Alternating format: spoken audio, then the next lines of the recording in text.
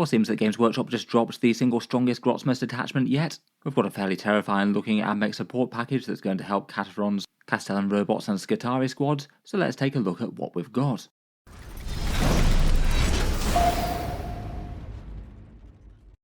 Hello and welcome back to Auspex Tactics, where today we're talking through the Grotmas Advent calendar once more. A new Warhammer 40k detachment coming out literally every single day. Today we've reached the Admech, and Games Workshop seem to have been unusually generous to the servants of the machine god. I think most people know the pattern by now, a new detachment for each faction in the game, all fully playable in competitive games immediately. They have points for the enhancements and everything like that, and they are a true expansion to each of their armies. The fifth detachment that we've got is for the Adeptus Mechanicus. So far we've had Death Guard, Dark Angels, Nids and Thousand Sons, and apparently it's going to be some Necrons on the way tomorrow. Admech seem to currently be in a fairly good place in tournaments and things at the moment, around about 49% wins, and doing kind of fine since their big balance update where they had loads of profiles and detachment rules gaining power. In the last points changes they did have a few nerfs to specifically things that were good in Skitarii Hunter cohort, with units like Taraxi and the Iron Striders going up, but they still seem to be doing okay besides that. People who are taking them to tournaments do seem to be having some success, if not really exactly performing too high on the event wins. It does seem that they're not really being played all that much at the moment, but given the typical price to collect them, they are one of 40k's more niche factions, and only tend to rise up when they get really strong and lots of people start jumping on the bandwagon. The detachment that they got today is the Haloscreed Battle Clade.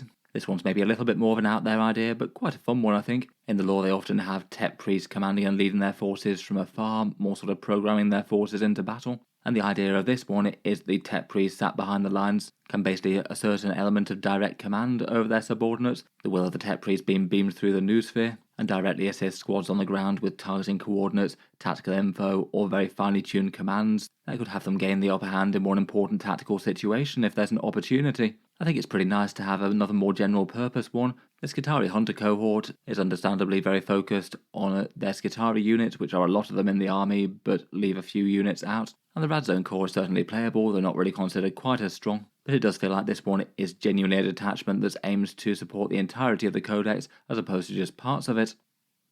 The core rule is an interesting one called Noospheric Transference, and he basically gets to select a number of units to buff in your army, with the Tep priest taking control of them. The amount of units that you can select depends on the battle size. It's 1 unit in Incursion, 2 units in Strike Force, and 3 units in Onslaught. So basically 1 unit per 1,000 points pretty much. They gain the Halo Override keyword, which is a big deal for some of the stratagems, and they also get the core buffs. It specifically states that you can also target units within transports with this, which I think was really quite an important thing not to mess up on. The way that transport rules are written is they often don't work with rules like this, so really good of Games Workshop to actually think ahead with this one, and not hinder things in Dune Riders or need to patch it later. I believe you'd also be able to target things in reserve if you should so want to. You select those units to buff in your command phase, and then you select one of these 4 different buffs, either +2 movement, +1 toughness, advance and charge, or stealth. You have to select just one of them, and then that gets applied to all the Halo Override keyword units, so it feels like an extra level of programming above and beyond your Doctrina imperatives, either making your army a little bit tougher in one way or another, or a little bit faster in one way or another. It is possible to double stack them on one unit with a stratagem at the cost of some mortal wounds. Given that you're choosing these in your own command phase, if they make enough of a difference, it's the movement ones that feel like the most direct immediate benefit. If the +2 movement makes a difference between getting to an objective or getting a crucial line of sight on something, it could be an easy pickup, though it really feels like maybe the advance and charge one seems like the single biggest value. Making a charge or not making a charge is a massive deal in 40k, and adding an extra d6 inches onto your threat range means that you could have, say, a unit of Rust Stalkers with a 20-inch threat range on average. I feel like happening immediately is kind of quite clear and predictable as well, as opposed to having to work out which enemy units are going to be left at the end of your turn and which of your units are most likely to take fire. If the movement boosts really don't seem like they're going to matter all that much this time around though, you could just put stealth or +1 toughness onto a unit that's trying to take an objective in the midboard, which is almost certainly going to take fire. And the choice of that would depend on what your opponent's likely to be attacking them with. Are they going to be charging them and hitting them in melee? Are they going to be shooting them? And will that toughness differential make a big difference or not? You'd have to judge it on a case-by-case basis. You could also potentially determine the choice of these by wanting to use a boosted stratagem on a unit. For example, there's a reroll 1s to hit and wound 1 that you can use on Halo Override units, so that could potentially be a good option for that. Talking of which, let's start with that one specifically with the stratagems. That one's called Eradication Protocols. You can use it on any unit where it gives you reroll wound rolls of 1, and you get to use that in the shooting or the fight phase. Just occasionally maybe it could be worth it for that. It equates to a plus 17% damage increase, at least under normal circumstances without lethal hits. Maybe it could be okay for something like a maxed unit of Catch From Breaches or similar. The good bit of it though is when you target it on Halo Override units, where you get to reroll hit rolls of 1 and wound rolls of 1. And that's basically a 36% damage increase, and I feel like that's far more justifiable on a lot more units. You're definitely going to notice that a lot more compared with just the reroll ones to wound. Seems really quite good. You could use it on big scary firepower units such as Iron Striders or Scorpius Disintegrators perhaps, or on a nasty threat that's gone advancing and charging, perhaps some Rust Stalkers or some Dragoons with Taser Lancers. The Dragoons wouldn't need the advance and charge, but they could certainly pick up the extra +2 movement for even longer threat range. Another very scary one is Targeting Override though. This one's critical hits on a 5+ when shooting or fighting. So basically you'd want to use this on something that either has sustained or lethal hits already. Perhaps the most obvious one for that one seems like the Catch From Breaches with a Tech Priest Manipulus for lethal hits on a 5+. That's already a pretty common combo and really quite a strong damage dealer, and this one means that you could get a whole bunch of auto wounds on your targets, particularly given that you could opt to just reroll everything that isn't a 5+ if you think that's going to be a good idea. That would make them far better against things like monsters as well, which they typically tend to be kind of bad against. Otherwise though, Taser Lance Dragoons also seem like a nice target for it. They get a big sustained hits too on a 5+. It's kind of an equivalent sort of boost to the Eradication Protocols one though, so I'm not sure it necessarily adds much difference to that for that one. It just depends on how you like your damage boost. I guess in theory you could stack them with 2 command points if you really wanted to. That could have them hit incredibly hard. Next up, for 1 command point, we've got Neural Overload. This one allows you to gain an override ability of your choice chosen in the movement phase, so it's basically 1 command point for 1 unit of your army to get one of those 4 buffs. Maybe it could be handy if you say went for the stealth one or something, but you still wanted 1 unit to advance and charge, or something along those lines. As mentioned, this is the one that allows you to double stack the override abilities if you want. If you target one of the units that's already got the Halo Override keyword, so already has one of those abilities, you get to pick an extra one, but the unit will take D3 mortal wounds. So it does mean it comes at a price of both a command point and some damage. The most obvious one for that one though feels like it's the +2 move and also advance and charge, which between the two basically means they're adding around about 6 inches almost to your charge threat range, and that could have a unit that's hidden safe behind cover, just able to threaten a charge on the vast majority of the board.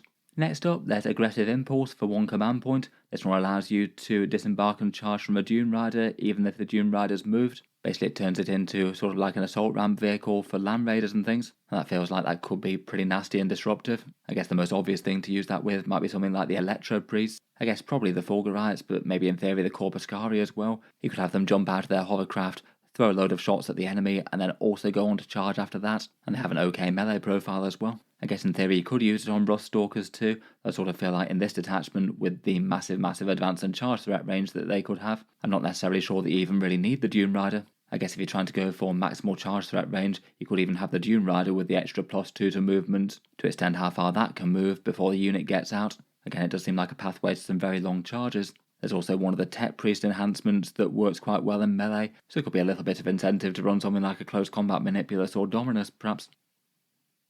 Next up, for 1 command point, there's a really nice utility one called Guided Retreat. This one's fallback, shoot and charge. That one's absolutely great just in itself really, never mind the fact that if your unit's a Halo Override unit, you get to reroll Desperate Escape Test as well, which is a nice little extra. Given how much Admech like their firepower, being able to fall back and shoot is just really handy. Though the charging is definitely a nice bonus, and this detachment does seem to get on well with melee stuff. This one does feel like it was made for Catch From Breaches in particular, potentially wanting to play aggressive to get rapid fire with all their scary arc rifles, having enough melee to hit hard in combat, perhaps enough durability to survive some skirmishes with the enemy, and then being able to fall back, shoot with the arc rifles at point blank range, potentially even with those lethal hits on a 5+ if you've got the extra command point spare, and then charge back in with those hydraulic claws. Just feels like they're doing all rather well between the lot of that. Definitely could be really big for all sorts of things that you might have charged into the enemy with your advance and charge things too. And the reroll Desperate Escape thing I think is actually a fairly nice benefit here. It means that you could have a unit a lot more safely just basically opt to fall back through the enemy unit, if maybe it makes sense to get to the other side of that enemy squad as opposed to stay on your side of it, as it means that on average you'd be losing around about a 1/9 of your unit as opposed to a 1/3 of it. Finally, for 1 command point, as if all the other stratagems weren't enough good stuff, we've then got a reactive move one. This one's not for the cash fronts, unfortunately, and I think that if it was, then they'd be even more incentivized. But basically, any other unit gets to make a reactive normal move of D6 inches when the enemy ends a move nearby, or if it happens to be your Halo Override unit, you get to move a flat 6 inches instead. It does seem that for quite a lot of squads you might have the opportunity to use this as well. So if you've got a Halo Override unit that's advanced and charged and kills something in the midboard, the opponent's likely to have to move units nearby to it. It might be an opportunity for that unit to either just walk back from charges and make them 6 inches harder for the opponent, or walk behind a ruin so the opponent can't see them anymore and can't shoot them anymore. Just in general, reactive movement stratagems are very nice to have. This one maybe does seem like one that would be a little bit more on the situational side though. And you just basically have to keep an eye on your opponent's movement to see if there's anything extra nasty that you could do with this. Maybe trying to end melees with the goal of having your unit being able to jump into cover afterwards to keep a scary block of Rust Stalkers or Electro Priests or something safe. Next up we've got the Enhancements, and first up we have one for the Castellan robots in the Transocular Dyad wafers. This allows the Datasmith to grant Doctriner imperatives to his unit of Castellan robots and also Halo Override to them all the time. It seems that if you do want to run Castellan robots in this detachment, this one's absolutely well worth it. Getting access to the Doctriners I think would be worth it just on its own. The Castellan robots really like the Conqueror Doctriner, being able to advance and shoot and close with the enemy, +1 weapon skill and melee and also extra AP all go down really well for them. On top of that though, literally all of the Halo Override things seem good for them. Potentially advancing, shooting and charging, the movement one's fine, and they are going to be the sort of unit that walks up the board and takes firepower before they get to melee. So both the toughness and the stealth would also help with that. I guess it doesn't hurt to be able to access the boosted forms of stratagems as well. You could reactive move 6 inches with them if it made sense to. They generally haven't been played very much in competitive play whatsoever, though I do wonder if this enhancement could be enough to actually get them there in this detachment. I think their biggest issue is being really quite slow and being able to access +2 movement and advance and charge, potentially while shooting with Conqueror as well, and getting the damage buffs from Conqueror seems like it's really quite a massive boost to what they can do. Next up we've got Cognitive Reinforcements for 35 points. This one allows the lead units to get Conqueror and Protector Doctriners at the same time.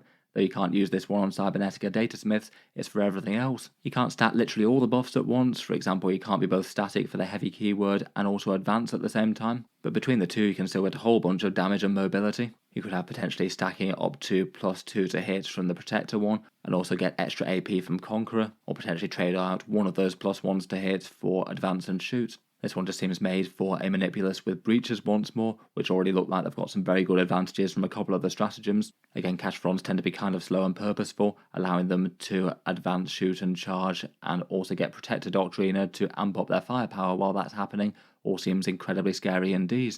That's all on top of extra options they've got, like those lethal hits one or the fallback shoot and charge option. Next up we've got Sanctified Ordnance for 10 points. This one's a +6 inch range to your ranged weapons, and the bearer's unit get to reroll hazardous checks as well. For just 10 points I feel like that's usable enough, even if you just threw it on some small squad leader like a Marshal with Vanguard. Could be an okay points filler if you don't want to shell out for one of the other enhancements. If you've got multiple squads of Cataphrons running around though, which seems like it's perfectly possible in this list, this one does seem like a bit of a no-brainer for another squad of them. Breaches once more would definitely enjoy that on their heavy arc rifles to get that rapid fire out a little bit further. And it does have some kind of obvious synergy with the destroyers with the plasma shots, where the hazardous checks on those are legitimately kind of a downside, and having them far reduced in how much they kill your own models will be a big deal. Finally we've got Inloaded Lethality for 15 points. This one gives +3 attacks and +1 damage for Tech Priest melee weapons, and this one's for the Dominus or Manipulus only. They're not exactly known for being powerhouses of close combat, but for 15 points that's a very good melee boost. Again, seems kind of fine on either of those if you just happen to have nothing else and a few points left over. To give you a Dominus with 7 attacks at Strength 6, AP 2 and Damage 3, potentially getting further buffs from Doctriner Imperatives as well maybe. That's genuinely not nothing, particularly on an HQ that isn't exactly known for being a fighting melee monster. You could be taking down multiple Terminators a turn with a profile like that. Maybe it could be a good one for a unit leading some Electro Priests and using that assault ramp option, or just adding a really scary threat into the midst of yet more Cataphren breaches. Overall, at first impressions, this does seem like one of the strongest things they've released so far for the Grotmas Advent Calendar. Most of the other detachments have sort of seemed as a sort of like niche side alternatives to their indexes. Most of them interesting enough in their own way. They're not really looking like they're going to be a massive pillar of strength for their respective codexes. This one though feels very different, being able to access a few long-range advance and charges, potentially +2 to move and then also advance and charge. That seems really quite nasty, and the Dragoons all enjoy the +2 move with their inbuilt advance and charge too. And if they're not needed on any one given turn, you can just add to your army's defensive profiles on the things most likely to take heat. As I mentioned throughout most of this, the Cataphrone Breachers again look like they're going to really enjoy a lot of this support, the lethal hits for 1 command point, potentially having both Doctriners active and access to fallback shoot and charge all seems like excellent support for them. Reactive moves are always a huge option. You could have Rust Stalkers charging into an enemy unit and then hiding in the enemy turn when they move around them. The reroll stratagem can add some really solid damage to whichever unit you might want to apply it to.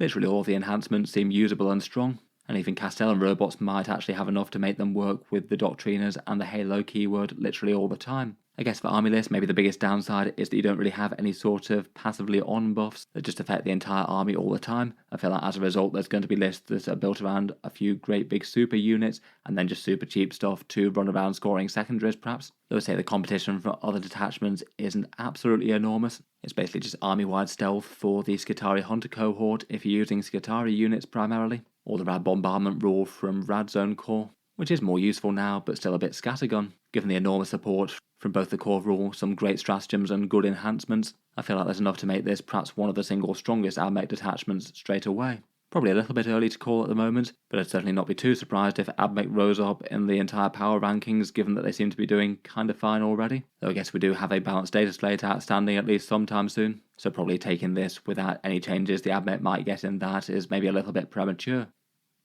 Let me know your thoughts though. I look forward to hearing your impressions of the Admech detachment. How strong do you reckon it is, and what sort of armies would you be tempted to put on the table with it? If you enjoyed the video, then feel free to subscribe to Auspex Tactics. I'll certainly keep the regular 40k videos coming, with new videos out just about every day.